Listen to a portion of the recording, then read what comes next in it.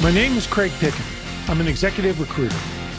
More than a decade ago, I started my practice for one purpose: to use my experience as a former military aviator, business jet sales executive, and P&L leader to help aviation and aerospace companies and their executives be fast, adaptable, and strategic. I do these podcasts to inspire and inform, but more importantly, they are a focused platform to help business leaders grow. Welcome to the Aerospace Executive Podcast. So welcome back to the Aerospace Executive Podcast. I am thrilled to have, once again, Todd Palmer with me. Todd is a business coach. He's an entrepreneur, president of Extraordinary Advisors out of Detroit. You can see in the background, he's a huge baseball fan. Just a little bit. Todd, he shot me a copy, an early copy of his upcoming book, From Suck to Success. And anybody who doesn't read this book when it comes out is an idiot. It's, I was reading it, I'm going, oh my gosh. Anybody who wants to be an entrepreneur, anybody who thinks entrepreneurship is easy or whatever, it's a great, Todd, I really enjoyed it. So every aspect Thank of it. you. So, I think the highest compliment you paid me when we had a dialogue about the book was you said you shared it with your brother. Yeah. And that's all I could ever ask for is if you found enough value in the copy to share it with others. That's really all I could ever ask for, because ultimately, someone recently asked me, why did I write the book? And I wrote the book because I wish I would have had it when I was younger. And I think demystifying the journey of entrepreneurship, demystifying what an extraordinary life looks like, and telling some of those tales from the edge, and that you can go to that edge and even kind of go over the edge and still survive that, especially coming out of COVID and other things we've dealt with in the last number of years. And I want to give people hope, and I want to give people kind of a roadmap to build some of the things they want to have. Yeah. Well, I think, look, the one thing I loved about your book, one is it's mainly written for, it's written for a lot of entrepreneurs. Hey, look, it's, if you saw it in your own business, when you talk about you're in debt, pretty significantly, and you're in this hole, and like, how the hell do I get out of this thing? Is Harry Potter around? Because it's going to take a wizard type of deal. To, where you are now, and you're coaching some high-powered people. But, ultimately the book is great for anybody who's having a career, because it's hard. I mean, look, if you're in a career and you're in business, or you just, in general, look, it's a changing landscape. It's, if you're happy, I mean, I think everybody, when I say happy, it's one of those things where I think most people that are entrepreneurs or are highly motivated business people are always looking for that next step. Well, and to your point, happy. So I still have a coach, and I think you know that. His name is Danny Friedland. He's out of San Diego, California. And we had a long conversation a couple of years ago about the word happy. So I don't know about you, Craig, but when I was a kid, my parents laid out this model for me of a happy life. And, graduate high school, because some days that was kind of in jeopardy. Go to college, get married, start a family, and just be happy. ... Just be happy. Mm-hmm. So in my mid 40s, done pretty well at certain things, didn't do so well at other things, but overall, to the outside world, it looked like I should be pretty happy. Mm-hmm. And I was pretty unhappy. Mm-hmm. And my coach says to me, you were sold a bill of goods that doesn't exist. Because if you really just want to be happy, then, eat chocolate and do other things to spike your dopamine, because that's really where happiness comes from. Because why don't we swap out the word happy for the word satisfied? And here's what a satisfying life looks like. And we talked about some of the highs and the lows that I talk about in the book, highs and lows that I experience with my coaching clients. And if we look back on that journey, there are certainly happy moments, no doubt about it. But there are struggling moments, and there are challenging moments. And in those moments, we learn and grow through them. And we have a satisfying journey. If I can have a satisfying day every day with the highs and the lows, then it's a good life. But if I'm only focused on being happy, I'm setting myself up to fail. Well, the challenge everybody you get when you're happy is then you get content, and then you get restless, because everybody sits there and says, it's kind of like, I should be doing something. Well, we get fat and happy. We get fat and happy. And then we get fat and happy. Yeah, maybe I should. It's like, me personally, if it's like, if I'm just sitting around, it's a sunny day outside on Saturday, I'm like, I should be doing something. Because if I'm not doing something, something's going to bite me. That's the feeling you get. So, Well, I think for all of us, it's like, how do we define what an extraordinary life looks for us? I know people who are very happy and content having a relaxing Saturday. Maybe guys like you and I'm like, well, I got to go do something. I want to go accomplish something. I get a lot of satisfaction out of accomplishing things. mm, But part of before I can accomplish something, I got to struggle so I can learn how to do it. A friend of mine last week just challenged me. I should learn how to snow ski because I live in Michigan. And as I'm sitting here with 8 inches of snow on the ground, that makes sense. I don't want to fall. I don't want to get hurt. I don't want to look bad. But the reality is, I bet if I learn how to ski, it'll be a satisfying sport for me to participate in. So I got to get out of my own way to do those things. mhm. Golf, the game of golf was not invented for enjoyment. It was invented to create millenniums of mental torture for all the people that went out there and said, if I just hit that putt, I would have shot a whatever. Golf is, to me, is like life. You can't be perfect. No. You're gonna miss the easy putt. It's gonna drive you crazy. Yeah. Well, it's interesting because my first coach, I kind of opened the book with him, was a Division I college golfer. And he, for a long time, really helped me work on my mindset because that was the biggest thing that was holding me back. And he said, you're complaining and beating yourself up for the shot you missed, and you're worried about the upcoming shot and how you got to get that one perfect. When you got this shot right in front of you, let's take all this pretense away. The only shot you have is a shot right in front of you. So just focus on that, and then focus on the next shot, and the next shot, and the next shot. And by the time you're done playing the course of life, what was your score? And what were you as an entrepreneur? What did you do? And as you learned through that, if you learned that you can't hit the ball through the woods, well, how did you play around the woods, and how did you get through the sand? All those different things. So actually, I think golf, to your point, is a really good analogy for kind of what a satisfying life can look like. Yeah, I quit. I gave it up.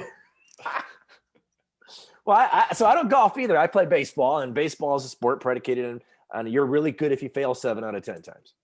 I used to love golf, and then I moved to Carolina. I put my sticks in the attic. My clubs are up in the attic, and they've been in the attic for 14 years. And I'm pretty happy that they're up there. I don't feel the need to get back on a golf course again. So it just was one of those things where the constant of, if I just hit that shot a little bit better, and it was like consuming to me. So, but I'm a gym guy now. I'm a go run on the beach, or go for a mile, a couple miles swim in the ocean type of guy now. It's active, it's enjoyable, but I'm not keeping score. I'm just kind of going out there, and I'm going to go do this for an hour hard. And, it's one of the things where I don't think I'm berating myself over the stupid drive off the ninth tee. Yeah. Type of deal. Well, there's always triathlons too. So, but going back to your book, we talked a little bit about Matt Stafford. So you live in Detroit, big trade this weekend. Mm-hmm. Jared Goff coming to Detroit, Matt Stafford going to LA. The difference between, a high caliber athlete, a professional business executive, what defines the true professional? What makes the pro baseball player, the guy who's in the big leagues, that much better than the guy who's in AAA? So from my perspective, and I've talked to people who are professional athletes. I've been really blessed through my life over the last 11, 12 years to run into a lot of professional athletes. And I always find it interesting to talk to the guy who almost made it, and talk to the guy who really made it, and then the guy who kind of was somewhere in between. And then I've been really lucky to meet people who actually coach professional athletes. And I always ask them the same question. What's the difference between a AAA ball player and a major league ball player? Especially a major league ball player who sticks it out for 5-10 years. That's a long career. Mm-hmm. And they always say it comes back to their mindset, and not their mindset of how they handle winning, but their mindset of how they handle losing. The mindset they have when they realize that there are people better than them. I mean, if you think about it, if you're Matt Stafford, we were kind of talking about this earlier. Matt Stafford was Clayton Kershaw's catcher in high school. I mean, can you imagine being in that graduating class of, two highly successful, highly compensated, highly, publicized professional athletes, Mm-hmm. and you're the third guy on the team? Where's that guy? Oh, he's probably just running some $700 million company on the East Coast. Right. Yeah, but he's still not Matt Stafford or Clayton Kershaw. It's How do you show up when you lose? How do you how do you regulate internally? How do you learn through those disappointments? Because if you're the best player or the best athlete in your state or the best athlete in your region, and then you're the 25th man on the Dodgers roster your rookie year, like Kershaw was, or you're Stafford, you go to Georgia and you're third string, your freshman and sophomore year, for example. How do you handle those things? A lot of coaches will say that there'll be that kid who's like, he just quits. Like, he was the best and he just quits. He just walks off. And you have these other guys who just figure out ways to learn, to improve. We got the Super Bowl coming up. Tom Brady's been in more Super Bowls than any other quarterback in the history of the planet. He was drafted number 199 out of Michigan. He didn't even start at Michigan most of the time he was there. He's number 199. He's been in 10 Super Bowls. He got better. He improved, and he figured out how to work with the system. He found a system that worked. He found a coach like Belichick and now Arians who work with him. They play to his strengths, but he also had to give and take. He had to figure out how to be a good teammate, how to be a good player. It really, I think for a lot of these guys to be a great leader, to be a great athlete, to be a great CEO, how do you figure out where it's not about me, but it's about we? How can I make the team better? How can I improve what we do as an organization? How do we go from being all about Todd to being all about diversified industrial staffing? I mean, when it was bad, it was all about me. When it was great, it was all about the team that we put in place to grow that organization to make the Inc. 5,000 6 times. I didn't do it. They did it. We did it as a collective. Now when I'm working with my clients, it's so much of my joy is being the guide of their hero's journey. And it's their journey. I just get to watch it. I get to coach them. I get to help them achieve what they want to achieve. And I think going back to the question of what makes a great athlete, it's that athlete recognizing and realizing, where can I fit in best to the team? It doesn't have to be about me. It has to be about we. How can I get better? How can I have constant improvement over several years, several seasons, so that by the time, 10, 15 years in, I look back and I've had a satisfying career. It's interesting. I love to use, I think sports analogies, like sports and business, to me, it's the same. It's about getting better, finding the best teams, building great teams, constant improvement. I think about, and you talk a little bit about, it's not, what happens, you think about, all right, so the other guy that's playing Brady in the Super Bowl next week is Patrick Mahomes. Patrick Mahomes beat out this guy named Baker Mayfield at Texas Tech. Baker Mayfield was the starting quarterback at Tech. He got injured. Mahomes comes in, takes his spot. Baker Mayfield is perennially pissed off. He's got this lifelong grudge against Cliff Kingsbury, the coach. Right. I did. Get over it. Guy did you a favor. He did you a favor. You moved up to a better team. You went to Oklahoma. You won a Heisman Trophy. You're at Cleveland now making, buku bucks. It's not what somebody did to you. It's what somebody did for you. Well, so we talked about this a little bit earlier. Did it happen to you or did it happen for you? Right. In Mayfield's case, it happened for him. You even hear Brady talk about it. He goes like, I was competing against Drew Henson and Scott Dreisbach and Brian Griese. Well, Henson and Griese, I think Dreisbach, all three played in the NFL. So it's not like you're competing against, the water boy, Bobby Boucher, you're not competing against. You're competing against other top tier athletes. But if you take a look at, whether you're a startup entrepreneur or you're a seasoned entrepreneur, there's a lot of collateral damage on that highway. There's a lot of people who couldn't handle the competition. There's a lot of people who gave up and quit for a variety of different reasons. But that mental ability to learn forward, they talk a lot about failing forward, but through failure we learn. We don't learn from success. Tom Brady, the only thing Tom Brady's learned from winning the Super Bowl is how to hoist the trophy. He hasn't dropped it yet. So if he drops it next weekend, fine. But he's learned how to do that.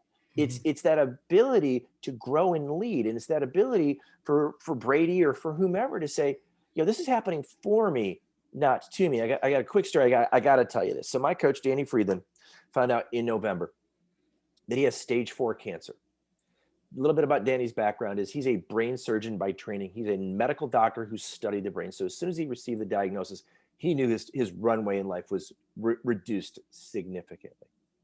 I remember when he called to tell me that. I've been with him for 7 years. I'm his longest standing client, and he's literally changed my life. He's literally, hands down. He's the forward, he's the opening, and he's the closing of my book. He's that important in my life. That's how valuable I find my coach to be. And he tells me this, and I'm devastated. And he looks great on the screen. I'm like, well, this is really nice of him to kind of put on that brave face, right? And I said, I got two questions for you. How are you smiling? And what was your reaction when you found out? When I found out, I was devastated. And I had about 2 days worth of massive fear. He was just paralyzed by fear. Then he made a choice. Now, this is the kicker. He decided, and that's why he was smiling that day, that cancer is happening for him and not to him. That blew my mind. I said, tell me more about that. He's like, cancer will be the defining moment of my life, just like being in the POW camp was the defining moment for Stockdale, etc. Mm-hmm. He goes, this is going to be part of my legacy. I will learn more from cancer. I will be teaching people literally what it's like to go through the diagnosis, what it's like to potentially get bad news, and what it's like to potentially die. I'm going to teach the world that. That'll be my gift to the world. Mm-hmm. This will be my defining moment. And I was blown away. So anybody who's curious about Danny's story, go to YouTube. It's the Living Well from Within series, Dr. Daniel Friedland.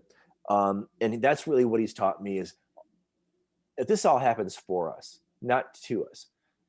During COVID happened for me, not to me. I lost 6 stages in 3 countries to speak from. In the absence of that opportunity to travel and losing what I thought was the ability to be in front of my ideal customer audience as a coach, I finished my book and I grew my coaching practice 300% because I showed up differently. I decided to decide that this is happening for me, not to me. And I would challenge anybody listening today, if you've got something you're struggling with in life, is it happening for you or is it happening to you? COVID for me has been like a mixed bag. I mean, all of a sudden now where, it was like my, oh crap moment. I'm seeing the future. I'm like, this may work out just fine for a lot of different reasons. And, once again, like I tell people it's a lot of, you got to go find the opportunity. Where's the opportunity? Somewhere in that fur ball is opportunity, and you got to go dig it out. But on the flip side too, it's one of those things where I mentor a lot of kids in college. They're graduating, and we do interview preps, and we talk about what jobs are good, and then I talk to a lot of executives who are changing careers, and the first question they ask, and a lot of questions they ask, is, "What's next? If I take this job, what's next?" Doesn't matter what's next. Is there room for growth? Doesn't matter. Well, success is one of those things where if you go into this role and you're successful, growth and success will find you. If you go in and you're not successful, it's a very short conversation. Absolutely. And it's all under your control. And it's all under your control. So think about this. It kind of comes back to what you said earlier. Think about what's in front of you, the shot that's in front of you now, and how do you make it good? Then you worry about the next shot. Well, and why are you taking the shot? And why are you even playing golf? For me, it was, why do I coach? Why am I even doing this? There's so many things I could do with my time. I can go back to being a CEO. I could take a great job and go grow another business. And that's all fine and good. I could start another company. Those are all options I have on the table. Why do I coach? It takes me back to 12 years ago when I worked with Simon Sinek. We spent 2 years to figure out my 2 words. I improve lives when I coach. I improve the lives of my clients. I improve the lives of their families. I improve the lives of their staffs. And I improve my life. It's the complete Hakuna Matata. It's my circle of life. So if I can't improve lives from being on stage in South Africa where I was supposed to be, well, that's true. It's just not an option. Well, where else can I show up? Can I show up on Craig Pickens' podcast? Could I show up on a virtual stage somewhere else? This is a new thing, Clubhouse. Should I show up on Clubhouse? Where do I show up to improve lives? Because it's about servant leadership. And if I give the right message to the right person and it lands with them, then they may want to engage me for coaching conversations or not. I've helped more. I did a program where I talked to 42 CEOs in 67 days for free because they were in chaos and crisis. And I didn't get a single client out of that, and that's okay. What I've gotten, though, is I've been referred from that group to 3 other people who've now engaged me for coaching because they're like, dude, it was awesome that you did that. Why would you gave them incredible advice, and you help people, literally help people stay in business. And you're the kind of, you put that goodness out, it attracted me. And, it's branding 101. If I'm an authentic leader and I'm an authentic coach, I believe that I will attract authentic clients. If I'm all about me, then I'm going to attract clients who are all about themselves. Well, it's branding brings in the good and it repels the ones we don't want. Great business leaders don't make themselves better. They make everybody else better. I wish I would have said it that concisely. That's, you think about every really great CEO out there made people better in some way, shape, or form. For sure. I think about a CEO that I worked for. When I first met him, I thought he was a complete ass. I won't cuss. We had a harsh conversation, which it was one way. I was on the receiving end of it, but I walked away from him like, he's right. And then from evermore, we got along great. And it was like, hey, look, I understood exactly now. And from then on, I understood exactly what was in the mind of a CEO and what he was looking for. To your point, CEOs have to have those conversations. Yeah, but it's like, hey, look, it's about sometimes the harsh conversations are the ones that make people better. Oh, absolutely. It's not everybody in the world today, they want a safe space and they want, they want somebody nice and look, sometimes the best thing you're going to hear is the harsh reality that needs to be told. I'm a big fan of psychological safety in the workplace. And part of psychological safety is trust and honesty. And I build trust and honesty by being real with you, by telling you where your shortcomings are, where your limitations are, where your growth opportunities are, and what you need to do to get better. It's just that simple. It's the leaders who are avoiding that uncomfortable conversation because it makes them uncomfortable, and they're really letting their teams down. They just all right. I was sitting with a room of CEOs, and I was there for about 3 hours, and I asked I didn't speak for about 3 hours, which my family finds shocking.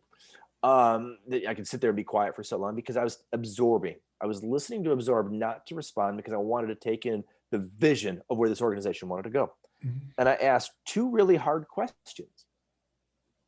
And it was really, the room got really uncomfortable. Everybody got really quiet. The leader speaking at the front of the room, to his 1,000,000% credit, took the questions in. And he thought about them and he gave very thoughtful answers, but also left space for, I'm not really sure about some of the things you've asked about. Those are really hard questions. Part of a job as a leader is to ask the tough question.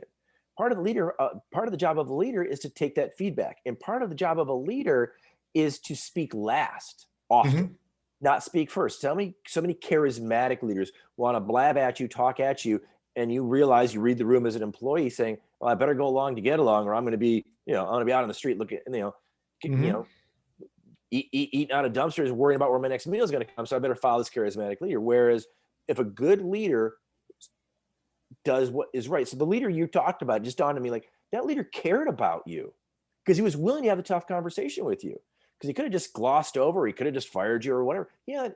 That's what leaders do. They care because they have the tough conversations, just like good parents. I think good leaders are the ones that push you. They push you. They challenge you. They're like, hey, look, they bring the best out of you by, look, they can do it nicely, or they can, like, capricious behavior is capricious behavior. Right. Someone who's all over the place, is capricious. That's just a knucklehead. That's not a good leader. But a good, look, you can have a guy like Jack Welch who, was back in the day was tough as nails, but had a good reputation for building leaders. His legacy will still is yet to be defined, I think, now. But the one common thread is that he built good leaders, and he understood how an organization should build good leaders. Look, one of the best, I think about one of the best instructors I had in flight school. The guy was a complete, he's a complete jerk, but he pushed you to be better. He pushed you to he drove you hard to make you better, to think about it. You're like, all right, did I enjoy flying with him? No. But was I better for flying with him? Absolutely. That's okay. That's I think that's where good leaderships come from. They have those conversations, and they're they're willing to push the organizations, but ultimately it's not about them and their bonus. It's about the other guy and his bonus. For sure. And here's Well, how we're going to get it. It's hard, is I think you shared with me in a communication about, there's so much we don't know when we get into leadership roles. There's so much we don't know when we become CEOs, and there's so much we don't know when we start companies. And so it's valuable for that outside influence to come in and share that, whether it's, you're the boss that maybe, you find to be a jerk, or, half of my job as a coach is I do two things. I ask really hard questions, and I hold my clients massively accountable to what they said they wanted. Mhm. Most entrepreneurs got into business for themselves because they don't want a boss. And I get that. Totally understand that. I didn't want one either. But boy, when my coach said to me, listen, you can make a lot more money, you could sleep a lot better, and you can enjoy your life a whole lot more if you take some guidance and direction versus flying by the seat of your pants in this rugged individualist mindset you've got. I listened. Why? Because I was $600,000 in debt. So the way I was doing it wasn't working. It was pretty self-evident. Mhm. But as we generate through the iterative parts of our lives, a good friend of mine out of Vancouver, he doesn't have one coach. He doesn't have two coaches. He has three coaches. He has a coach for his relationship and two coaches for his business, because he realizes, and he doesn't need to work another day in his life. He's done that well. But what he wants to do is he wants to continue to invest in himself. I mean, I just had this conversation with somebody who wanted to engage me as a coach. And he kept saying, well, the expense of hiring you. I said, if you see it as an expense, I'm the wrong guy for you. I'm an investment for Mhm. He goes, well, I'm only getting 2 hours every time. He said, you're getting 30 years of experience. And I still reinvest in myself because I still use a coach. I use a coach for myself. I use a coach for my relationship, and I use a coach for my baseball swing. So I'm all in on the coaching piece. So it's an investment every time I approach it, because I'm the only me I've got. I'm a me as a ball player, I'm a me as a partner and a parent, and I'm a me as a CEO, and I'm a me as a coach. I Mhm. got to invest in me, because people want to pull out of that well that is me. I got to put water in so there's water for them to share from. Everybody, Tiger Woods has got a coach. Butch Harmon was his swing coach for a long time. Belichick is a coach. Look, these Yeah. guys and teams win or lose based on. Yeah. I I look at know it. at one point, like Michael Dell, I think he had 5 or 6 coaches when he was Well, it's the really same. growing. But it's the Yeah. same thing. You buy a stock. You buy Apple. I don't know what Apple's at, $130 a share or whatever today. You don't buy Apple at $130 a share because it's a cost. You buy it because you think someday it's going to be 140 or 150 or wherever it's going to go. Right. That's But I don't think I don't think enough businesses invest in coaches and their people. I don't think they coach their people enough. I don't think I get critical on business executives that won't invest in, hey, look, my boss won't send me to a conference. Well, Right. why don't you pull your own checkbook out and go yourself? Well, that costs money. All right. What if you met somebody? What if you met somebody at that conference who was willing to give you a job 50% more than you're making now? Is it still costing money, or was it a good thing? Yeah. Or what if you went down there and you met somebody who's willing to go buy, put a $10 million purchase order together for you? Is Yeah. it? Yeah. It's people. Yeah. I got a good friend of mine when we were in college, moved to New York City, and I wanted to go see him. I said, hey, I want to come out and see you. I want to hang out in New York City. I've never been to New York City. Mhm. And he's like, well, you can come, but I don't have time to hang out. I said, okay. Because he was pursuing acting as a career. And I said, well, dude, you're waiting tables. You got plenty of time. He's like, oh, no, I've got acting class to go to. I said, how can you afford an acting class? He goes, you're looking at it the wrong way. How can I not afford acting class? Because I said, well, you got rent and you've got this. He's like, I will defer my rent. I will irritate my landlord. I've got to show up to acting class. I'm investing in my craft. I'm going to make this a career. So we would have been about 22 at the time. He's still a paid professional actor. He's worked for 30 years on stage, on screen, because he invested in himself. Mhm. And when I hear him tell that story to these young people who say, I can't afford an acting coach, how can you afford not to have an acting coach? Sure. It kills me. I watch it on social media, Instagram, Facebook, buy my course, become a coach. You see these people. There might be great content in there, so I've never done it. Here's what I will say to anybody who's looking to hire a coach. If you're going to hire a coach and you've got a business, or you want to go into business, and you're going to hire somebody who's never been there, done that, survived that, you're setting yourself up for disappointment, you might as well just buy the coaching book and just teach yourself. Because you're going to run into those days where you're not going to make payroll, where you're going to think about closing the doors, where you're going to make some difficult decisions. And if you make those in a vacuum by yourself, well, then you're going to get the results that you got. When I lived in a vacuum by myself, I got $600,000 in debt. Not a good use of my money or my time. I freaked out my kid. He thought we were going to lose our house. It was just awful. And I didn't sleep, and it was just terrible. When I put my pride and ego aside and I hired my coaches, and I talk about this all in the book, it changed my life. It changed my perspective of the outside world. But the biggest thing, these coaches, and this is what I had to learn, was in order to change my outside world, I had to change my inside world. I had to show up differently internally. I had to deal with myself. I couldn't blame the world. I couldn't be a victim and a martyr every room I walked into that, this would have happened if this other person would have done something. No, I gotta own my space. I gotta own my authenticity. I gotta own the fact that maybe I didn't do a follow-up call to a prospect, or I dropped the ball on something. That's no one else's fault. Those are my choices. So really, if people want an authentic life, they want an extraordinary life, they want an extraordinary business, it all starts inside out leadership. Yep. It all starts right here. Yeah. Well, you talk about in the book, the what is it? What do you say? What do you call it? The head firefighter or the chief arsonist, right? Yeah. And they're all one. A lot of times they're all one and the same. Yeah. We love, as entrepreneurs, we love to solve problems. We love to put the fires out. My staff was really good. It's like, dude, you love putting these fires out. Vice president comes in and she's like, you've got to stop starting the fire you just put out. Exactly. I'm like, how dare you say that? You couldn't really? Did I really do that? Oh my gosh, I did, really? And she was very clear on how I did it and how I took the credit for putting out the fire I started. So I'm the chief arsonist, and I'm the greatest firefighter in the world. And it comes from the fact of, for me at least, my imposter syndrome was still very prevalent. My itty bitty shitty committee was meeting in my head, telling me how I still wasn't good enough, and how I wasn't as good as my friends, and how I wasn't as good as my EO peers and my YPO peers or whomever. When the reality was, like, going back to your golf analogy, if I just compete against myself in this sport, I will have a satisfying round regardless. Now, I'll make mistakes, but I'll also pivot improvements. Now, people would talk about practice. Allen Iverson, practice. There's good practice and there's bad practice too.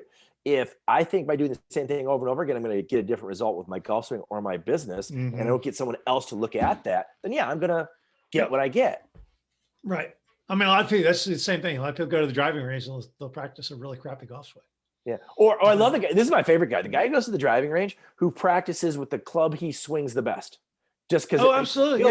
Yeah. I said, I listen, I'm all about playing to your strengths. I love the work of, Marcus Buckingham and David Rendell and all these great thought leaders around play to your strengths.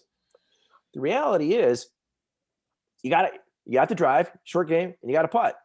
You got to be proficient at as many of those aspects as possible, or at least get better at them. You don't have to be great. Just like with our businesses, if you're a great visionary in your company, you don't have a strong integrator, someone who gets things done, then you're going to have a bunch of vision and no direction. If you're a really good executor, but you have no vision of where you want to go, then you're only going to get so far. It takes a tribe, it takes a team, but it's inside out leadership to recognize where your limits are, because everybody's got them, where your strengths are, everybody also has those, and how do you take that, put those into your world so you go get where you want to go. That's a good point. That's a good stopping off point, I think, though, too. Well, Craig, I thank you so much for having me back on the show. I always enjoy our conversation. I love having you on, Todd. I could go on the conversation. I could go on with this conversation for like 3 hours, to be honest with you. You want to go that long? We can keep going, and we just have you back. How's that? I think we should give your audience a break, but there's always an opportunity to come back. Let's do this. Let's your book. When is your book officially released? So the book comes out on February 9th. From Suck to Success, a guide to entrepreneurship. You can find it on Barnes & Noble. You can find it on Amazon. We're launching a website for it from sucktosuccess.com. My website, extraordinaryadvisors.com. We'll have a link to it as well. From Suck to Success, Todd Palmer out of Detroit. I've read the book, loved it. It's great.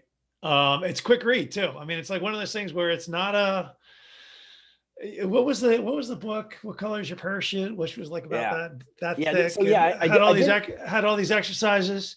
Yeah. I didn't write a phone book. The one thing I liked about the book was it's genuine. It was written from the heart, and it's your own personal experience, and it's like it just hits home if you're an entrepreneur, you want to be an entrepreneur, or you just want to be a better business executive, I think it just kind of hits home in a lot of different ways. So No, thank you, sir. February 9th on Amazon. Or It'll where's be, best place? yeah, check it Anywhere? out on Amazon. Like I said, it comes out on the 9th of February. Check it out. And if you like it, leave a review. If you don't like it, email me at todd@extraordinaryadvisors.com. Tell me what you don't like, because I'm always curious. I want to grow as a leader. I want to grow as a coach and grow as an author. Now, if you write me and say it's really hard, well, that's what you get. It's hard work, but it's satisfying work. And I've literally watched clients grow their revenue 70%, their profits 500% by applying these principles. Love it. Thanks, Todd, for coming on. Craig, thank you so much, man. I hope you enjoyed the latest edition of the Aerospace Executive Podcast. You can reach out to me directly, Craig at northstaresg.com, or check us out at www.northstaresg.com. You can subscribe to this podcast on iTunes, Stitcher, Podbean, or on YouTube. Just do a search for Aerospace Executive Podcast. Thanks again. I'm Craig Piven.